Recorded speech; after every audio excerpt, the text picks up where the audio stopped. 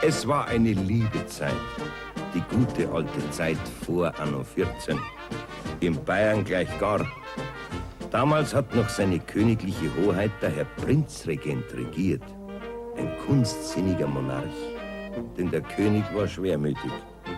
Das Bier war noch dunkel und die Menschen waren typisch. Die Burschen schneidig, die Dirndl sittsam und die Honoratioren ein bisschen vornehm und ein bisschen leger. Es war halt noch vieles in Ordnung damals. Denn für Ordnung und Ruhe sorgte die Gendarmerie und für die Gerechtigkeit das königliche Amtsgericht.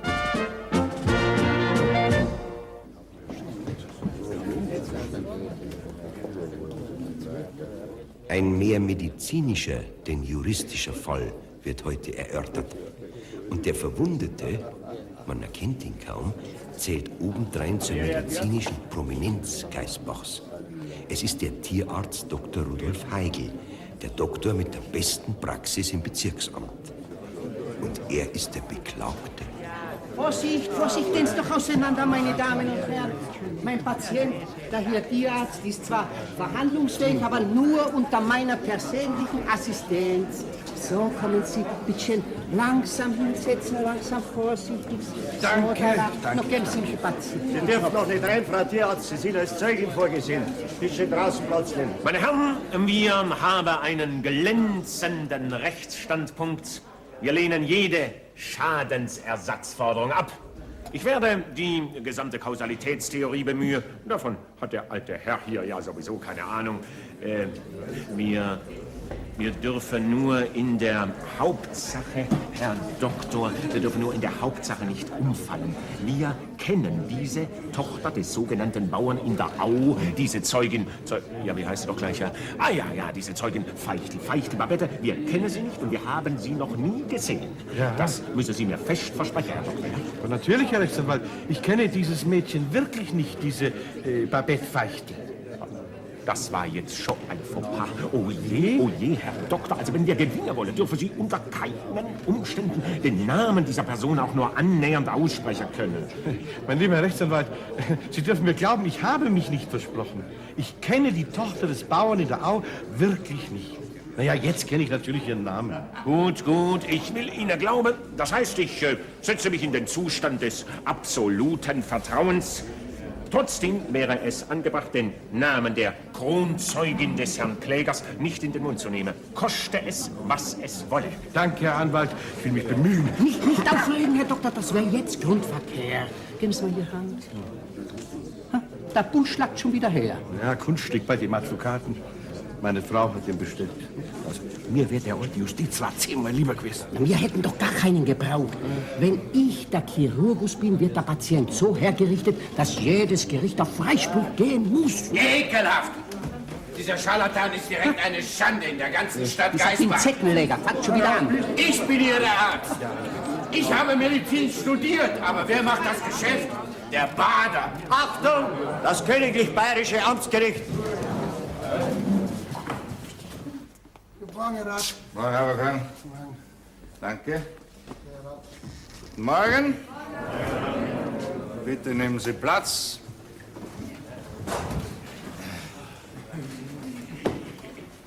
So.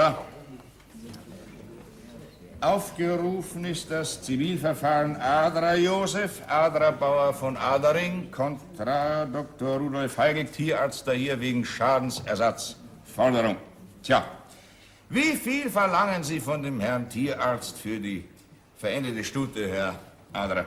Ja, no. Ich hab mir gedacht, so etwa 200 Mark.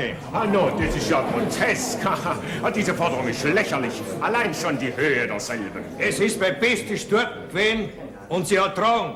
Um 800 Mark bekomme ich eine Studie aus dem Marstall der königlichen Residenz. Das sind ja Fantasiepreise. Herr Vorsitzender, dieser Mann hat eine zu blühende Fantasie. Heute war der Heiß 4 Wochen alt. Heiß? Der Heiß, das ist ein Fohlen. Aber wir sagen Heiß dazu. Ja, und der war auch schon wieder 300 Mark wert. Herr Vorsitzender, es ist in allen Gerichten üblich, dass man, ehe man sich über die Höhe einer Schadensforderung unterhält, erst einmal die Zulässigkeit dieser Forderung überprüft. Die Forderung des Herrn Klägers aber steht in einem inadäquaten Kausalzusammenhang mit dem erfolgten Ereignis. Ergo kann die Gegenpartei weder mit einer Conditio sine qua non noch mit einer durch die Äquivalenztheorie begründeten Begründung eine nachträglich begründete Prognose demonstrieren, sondern Herr sie Kollege, muss was Sie da erzählen, ist ein inadäquater Blödsinn. Der Kausalnexus dazu ergibt, dass ich Sie bitte, den Mund zu halten. Und zwar ist das eine Conditio sine qua non, ich Sie sonst einer empfindlichen Ordnungsstrafe unterwerfen müsste. Also bitte schön, nehmen Sie Platz. Ich bin Praktiker und ich werde mich mit Herrn Tierarzt schon verständigen, gell? Herr Vorsitzender, ich darf Sie darauf aufmerksam machen, dass diese Rechtslage sehr kompliziert ist. So? Ja. Mein Mandant, der Herr Tierarzt, konnte der Studie des Adlerbauern keine Hilfe leisten, weil er durch ein unvorhergesehenes Ereignis sozusagen urplötzlich daran gehindert worden ist. Ich fasse zusammen. Nein, Sie fassen gar nicht zusammen, sondern Sie setzen sich jetzt hin und der Adler kommt zu mir her. So. Also 1200 Mark verlangen Sie von dem Herrn Tierarzt. Jawohl, Herr Rat, mein Sturt hat eine erstklassige Abstammung gehabt. Ja, und wie gut das die vererbt hat. Sie müssen den ersten Hais so schauen. Ja, die Brust und die Borna und voller Fleisch. Ja, und der Beklagte hat die Behandlung unterbrochen und daraufhin ist die Stute verendet. Ja, die schöne Sturt mitsamt dem Hais verreckt. Mein Lieber, das ist ein Unglück. Das ist ein Schaden.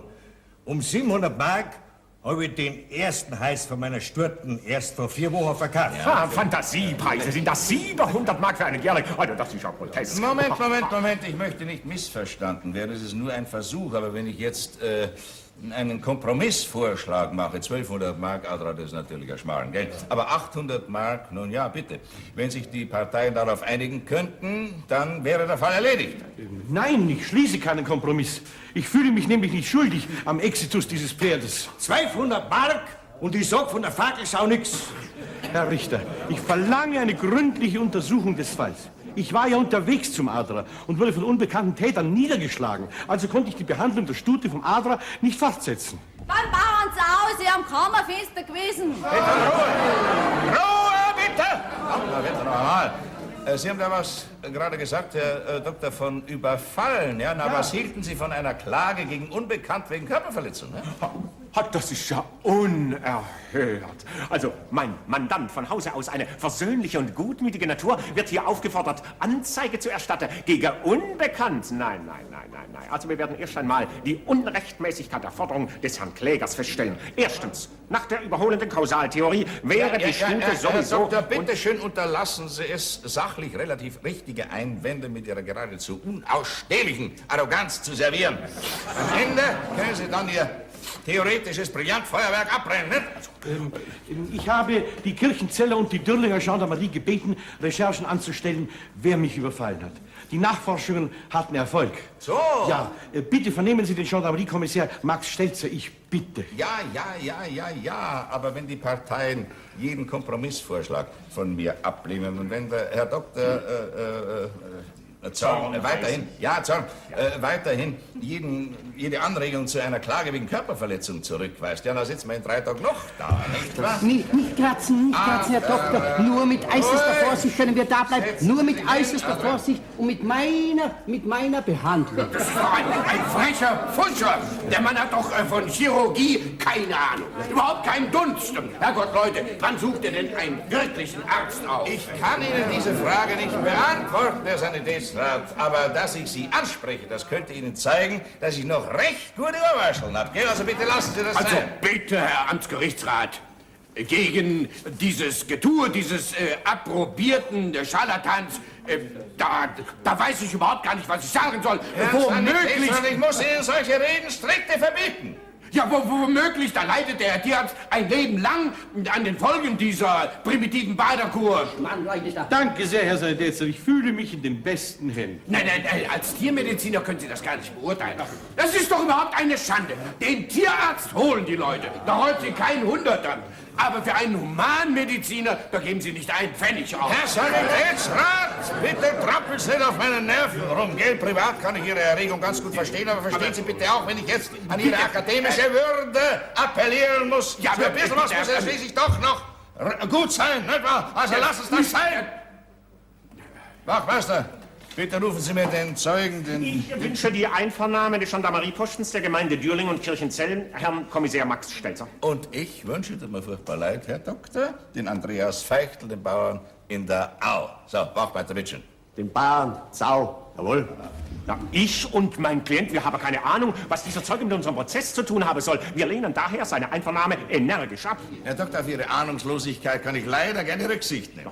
Ich kann nur immer wieder sagen, ich bin nur versehentlich im dichten Nebel zum Bauern in der Au gekommen. Ich wollte zum Adler auf Adering. Ich war unterwegs zu ihm. Ja, wir bieten Zeugen an, mehrere, 5, 6, die das bezeugen können. Darunter sind auch Meteorologen vom Königlich Bayerischen Wetterbeobachtungsdienst. Es hatte am 21. Oktober tatsächlich sehr starken Nebel. Ja, Herr Doktor, da müssen Sie ja ungemein fleißig vorgearbeitet haben. Ja, das ist so meine Art. Danke für das reiche Angebot, so.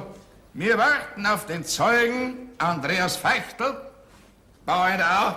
Es ist nichts für einen Vater, wenn die Töchter kreislich sind, aber wenn eine Zuschauer ist, dann ist zweimal nichts. Okay, Papa, ich kann doch nichts dafür. Das sind doch die Burschen, die allerweil raufen. Ich schaff's ihnen nicht. Sollen sie mich noch ausraffen, wenn sie einen Schneid haben? Aber nimmer? Nein. Ich nehme mal einen ganz anderen. Ja, aber bald. Meinst du, ich mag den nicht wegen 3-mal im Jahr aufs Gericht, hä? Da bin ich mir zu jung. Und der Gericht ist noch nicht gekommen. Ja, du freust mich, Derdl. Da darf ich glatt einen eigenen Gendarm vor dein Kammerfenster hinstellen. Gehst du aber? Einen Gendarm täten wir nie nicht anrühren. Das möchte ich Ihnen auch nicht empfehlen. Ihnen am allerwenigsten. Sie sind als Rädelsführer bereits erkannt. Was bin ich? Ich weiß von überhaupt nichts. Dem Tierarzt haben Sie aufgelauert. Was, ich? Von mir aus fährt der Tierarzt mit seinem Motorrad alle Tag zum Bauern in der Au. Meine Viecher sind gesund, ich brauch keinen Tierarzt. Ich schon gleich zweimal nicht. Da brauchen Sie gar nicht warnen, Frau Doktor. Ich kenne einen Mann überhaupt nicht. Und außerdem kommt bei uns kein Bursche in den Hof rein. Die Dürlinger schlagen die Rärmerdinger und die Kirchenzeller die vom Bibel. Auf mich passen sie zu viel auf. Da ist schon recht, Papitl. Lass ihn aufpassen auf die. Lass gut aufpassen auf die. Ja, was geht denn das dir, hä? Du, ich glaub so viel wie die auch, oder? Du bist der Kirchenzeller. Du hast beim Bauern in der Au nichts zu tun. Ja, mei, sauber nicht lernen und suchen wir Kirchenzei überall. Mann, drei. Ruhe! Was hast du, hä? Keine Tätlichkeit! Noch einmal trau dich in unser Revier. Ruhe! Der Zeuge Feichtl, Andreas, Bauer Au. Bauer in der Au, bitte, gell? Das ist mir gleich. Geh weiter an, wir sind dran. Jawohl. Ja, geh nur grad her, wenn's der Schneiders Dreck haben, ich geschert. Aufhören! Aufhören! Piffen! Zeuge Feichtl, wie kommt denn der Herr Veterinär überhaupt in Ihren Hof? Ja, da bin ich überfragt. Ich brauch keinen Tierarzt. Ich hab einen gesunden Fischstand. Am Kammerfenster ist er gewesen. Ruhe, Frau Klägerin. So ruhig, könnt ihr euer Schnatter nicht halten, ne?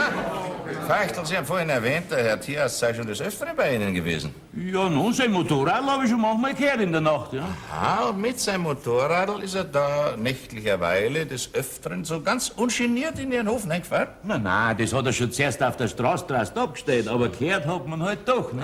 Ja, aber nein, man kann mich ja nicht gehört haben. Ich bin noch nie beim Bauern in der Au gewesen. Noch nie, das kann ich beschwören. Außer an jenem Unglückstag. Im Übrigen bin ich glücklich verheiratet. Ja, die Ökonomen hierzulande haben zu viel Fantasie. Okay. Wer hätte denn sonst ein Motorrad, hä? Im ganzen Bezirk gibt's bloß ein einziges Motorrad. Ja, da schau her. Mein Gott, dann kam der Mann halt von außerhalb. Ich jedenfalls hab's nicht nötig, nächtens ein Kammerfenster aufzusuchen. Ach, lassen Sie mich. Bitte schön, Herr Doktor, nicht aufregen, bitte schön.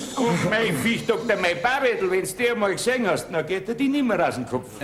Meine Herren, ich habe vorhin von einem Vergleich gesprochen. Nein, Herr Rat, mein Babetl lasst sich mit keiner vergleichen. Die ist zu schön, da sind so Sachen einfach möglich. Ich bitte um Ruhe. Sagen Sie mal, sind Sie Dorad Feichtl, hä? Na, Herr Rat, aber meine Babetl ist eine typische Bauerin der Au-Tochter. Die Frauenschönheit liegt bei uns auf dem Hof. Ach so. Und Sie trauen also der ungewöhnlichen Schönheit Ihrer Tochter wegen dem Herrn Tierarzt einen nächtlichen Besuch am Kammerfenster Ihrer Babetl ohne weiteres zu? Ja, freilich, ohne weiteres. Ja, was glauben denn Sie, was bei uns schon alles passiert ist wegen der Babetl? Und Köpfe, der Viechdoktor da hinten noch aufhat. Solche Köpfe gibt's bei uns in der Woche 5. Ich protestiere gegen diesen Zeugen. Der Mann ist ja vom Adler beeinflusst worden. Sagen wir es überdeutlich. Der Zeuge ist vom Kläger gekauft. Ja, Gekauft vom Zeugen? Donnerwetter, noch einmal! Soll ich den Prozess unterbrechen, Herr Kollege? Nein, Herr Vorsitzender, das ist nicht nötig. Na gut, dann nehmen Sie sich aber jetzt zusammen. Ja, dann würde ich vielleicht vorschlagen, überzeugen wir uns doch einmal selber, ob die Tochter dieses Zeugen eine so enorme Schönheit darstellt. Das ist eine ganz gute Idee, die schauen wir uns an. Wachtmeister, die Zeugin Babette Feichtel, bitte. Die Zeugin Babette Feichtel, jawohl. Sie, Herr Abmeier Babette, steht für heute zum ersten Mal vor Gericht, gell? Ja, das macht gar nichts, Feichtel. Bitte nehmen Sie Platz. Nein, ist der Teser gefreut, bis er beim Gericht zu seinem Gag kommt. Ja, und der Richter zu einem richtigen Urteil, gell? Mei, Herr Kommissar, das tut mir sehr arg weh, dass Sie zwings meiner Schläge gekriegt haben. Nein, alles zwings meiner. Du armer Dinger, Muschädel! Du Auszuzelter, du! Du Hammelträger! Du hast dich erwischen, einmal bei uns! Der Wirtssohn vom Kirchenzell hat mir am Auge erwischt. Gar nicht schlimm ist, Stabel. Erst gestern hat der Bader einen Kopf verbunden, den haben's heim gescheitelt. Der muss 3 Wochen im Bett bleiben. Ja, was ist denn da los? Ruhe! Oder ich fahre sofort ins Gefängnis. Die Zeugin Feichtel Babette, Bauerntochter von Bauern Zaun. Der Weitergeber, wir sind dran. Armer Dinger, Oberfeldtreiber. Südestabig freien Produkte. Wenn sie eine wo fertig bracht, dass die Schlawiner da oben eingesperrt werden. Mein armer Mann! Es hilft nichts, Freund Babetschen. Langsam wird's Zeit, dass Sie mit der Wahrheit rausrücken. Es geht schließlich neben allem anderen um eine wertvolle Stute, also umgerechnet um ungefähr 1200 Mark. Ja, ich weiß doch das nicht, wer zu mir als ans Kammerfenster will. Es kommt ja keiner so weit. Der eine lauert den anderen auf und dann raufen's. So, es kommt keiner so weit, aber mögen hätte schon manchmal einer, gell? Und der Herr Dr. Heigl meinen Sie auch? Aha. Nur ist dessen Kammerfenster-Expedition brutal vorzeitig von Unbekannt abgewiesen worden, ja. Und Sie haben den armen Lazarus dann als barmherzige Samariterin verbunden, ja? Verbinden der mir an jeden, das haben wir gar nicht so. Und wenn's weiterfällt, dann holen wir auch für jeden am Bader. Natürlich. Immer wieder den Bader. Wann endlich wird man hier zu Lande den richtig... Das muss ich aber sagen. Greifen, Donnerwetter noch einmal! Freund Zeugin, zum letzten Mal frage ich Sie jetzt, hat der Beklagte oder hatte er zu irgendeiner Zeit ein Verhältnis mit Ihnen? Diese Frage ist widersinnig und lächerlich und sie widerspricht jeder Lebenserfahrung. Die Frau meines Mandanten ist wesentlich hübscher als die Zeugin. Haberkorn, bitte notieren Sie, der Münchner Rechtsanwalt Dr. Zorn zahlt, weil er nicht begreift, dass ein altes Schlachtross wie ich weiß, wo es hin will. Und der andauernd stört und ärgert. 20 Mark Ordnungsstrafe in die Gerichtskasse. 20 Mark? Aber das sind ja Fantasiepreise, Herr Kollege. Aber... Hilda, schau. Also so ein unverschämter Mensch. Die Tierärztin mag eher sagen, war schöner als wie ich. Papa, das lassen wir uns nicht gefallen. Ja, gar nie. In der Woche 2 Mal ist sein Motorrad zu uns rausgefahren. Jawohl, in der Woche 2 Mal. Und wie er mich verehrt hat, der Herr Tierarzt. Das Mädchen lügt. Sie macht eine falsche Aussage. In der Woche 2 Mal. Aber ich schaff doch keinen verheirateten Fischdoktor an, wenn ich Wirtin von Kirchenzell werden kann. Bravo, jetzt sind wir ja da, wo wir hin wollten. Dankeschön. Also Wirtin von Kirchenzell können Sie werden. Kann ich, jawohl. Wenn sie mag. Ja, das ist doch gar nicht so ganz uninteressant. Was meinen Sie, Dr. Zorn? Ja, das ist sehr interessant. Ja, das ist gar nicht interessant, aber meine 200 Mark Schaden, die sind interessant, Herr Rat. Wenn das so weitergeht, kriegen wir nie unser Geld. Nur noch ein ganz kleines bisschen Geduld, Frau Klägerin. Herr Kläger, wir sind gleich soweit. Ne? Zum Mittag ist er gekommen und hat die Sturt nachgeschaut, dass es überfällig gewesen ist. Sagt drauf nach, kommt er noch einmal und wenn es dann uns soweit ist, da er die Geburt einleiten helfen. Und wir warten und warten. Haben Sie euch schon erzählt, Adra? Ja, wir warten, hast gehört. Und er geht zu seinem Schwarm ans Kammerfenster und lässt sich von den Burschen verdreschen. Das ist doch interessant, aber ich will ihm eine 1200 Mark Schaden. Punktum. Ich bin versehentlich im dichten Nebel zum Bauer in der Au hingekommen. Und dort hat man mich versehentlich für einen anderen gehalten. Das ist die Wahrheit. Und was ist da mit dem Motorrad, das wir 2 Mal in der Woche gehört haben, hä? Das war nicht meins! Herrgott, muss hohes Gericht! Wenn das so weitergeht, übernehme ich für meinen Patienten keine Garantie mehr. Das ist Salatan! So viele! Schneiden Sie hinaus! Wenn hier wieder halbwegs zivilisierte Zustände eingetreten sind, dann machen wir weiter. Den Schlüssel zur Wahrheit und damit zu all diesen nächtlichen Geheimnissen scheint mir die Jungfer Babette zu haben. Und davon hängt schließlich der ganze Prozess ab. Also jetzt möchte ich endlich wissen, raus mit der Sprache, oder ich weiß gar nicht, was ich mit Ihnen anfangen soll. Ja, ich sag alles, was ich weiß. So? Ja, warum denn nicht gleich also? Ne? Also, wer war dieser geheimnisvolle Motorradfahrer, der nächtlicherweile immer in Ihren Hof gefahren ist? Der Tierarzt, wer sonst? Sie haben einen Mund, Frau Klägerin. Nein, der Tierarzt ist nicht. Gott sei Dank. Wer denn dann? Der Wirtsimmel von Kirchenzell. Der hat seit Laurenzi jetzt auch ein Motorradl. Er fährt aber gerade bei der Nacht damit, weil er sich am Tag noch geniert. So? Kann er so nicht gescheit. Also, er jedenfalls ist der Auserwählte aus der großen Schar der Kammerfensterstürmer, ja? Ja, aber sein Vater darf's nicht wissen. Mhm. Und die Burschen haben ihm wie des Öfteren schon auch in dieser Nacht aufgelauert. Ja, drum hat ja der Simmel sein Motorradl bereits im Wald drin stehen lassen und ist zu Fuß zu uns hergeschlichen. Ja, jetzt wird's ganz klar. Und da ist ihm der Herr Dr. Heigl, der Tierarzt, begegnet. Stimmt's? Ja, richtig. Ja, natürlich. Dankeschön. Das hatte ich ganz vergessen, Herr Richter. Aber deppert, Herr Doktor. In dem dichten Nebel habe ich mich nicht mehr ausgekannt. Ja? Da ist auf einmal ein Fußgänger aufgetaucht. Ich habe ihn gefragt, bitte, wo geht's hier zum Adra auf Adering? Ja? Und da sagt der Mensch, fahren Sie nicht mehr geradeaus, da kommen wir direkt hin. Und dabei wies er mir aber den Weg zum Bauern in der Au. Ja, das muss der Kerl absichtlich getan haben. Ist fast anzunehmen, ja? Der Simmel hat gemeint, den Tierarzt trauen sie sich denkst nicht hauen. Oder gerade ein bisschen. Ich danke. Es war mehr als gerade ein bisschen. Danke schön, meine Herrschaften. Ich weiß, was ich wissen wollte. Bitte nehmen Sie Platz. Ich verkünde den Spruch. Das heißt, nein, Sie brauchen sich gar nicht hinzusetzen. Die anderen sollen aufstehen. Im Namen seiner Majestät des Königs bzw. der königlichen Hoheit, des Herrn Prinzregenten, ergeht folgender Spruch. Die Schadensersatzklage des Adra-Bauern kontra Dr. Heigl, Tierarzt, wird abgewiesen. Tja, es könnte hier so mancher Spruch ergehen, aber ich muss mich leider auf diesen einen beschränken. Aber vielleicht fällt dem Herrn Doktor aus München was ein. Sie meinen wegen der Körperverletzung? Ja, da... Schon. Sitzung ist geschlossen. Ja, und wer sollten wir jetzt bei Schädig stürzen? Ja, klage Sie weiter, Herr Adler. Jetzt muss der Wirtssohn von Kirchenzell den Schade wieder gut machen. Also klagen wir getrost weiter. Ich garantiere Ihnen einen vollen Erfolg. Ja. Meinen's? Ja, bestimmt. So, na sag es unseren alten Justizrat. Ja, Mann, nehmen Sie mich. Der Kasus ist schwierig. Nein, der Justizrat ist dem Herrn Rat lieber.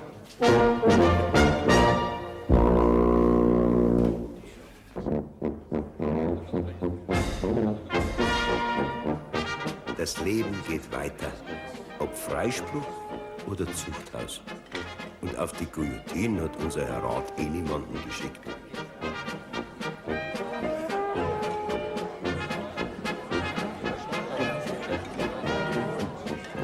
Herr Doktor, wenn man für einen anderen Prügel bezieht, das ist schon blöd, nicht? Und wenn man erst noch für einen anderen zahlen soll. Das ist noch dümmer.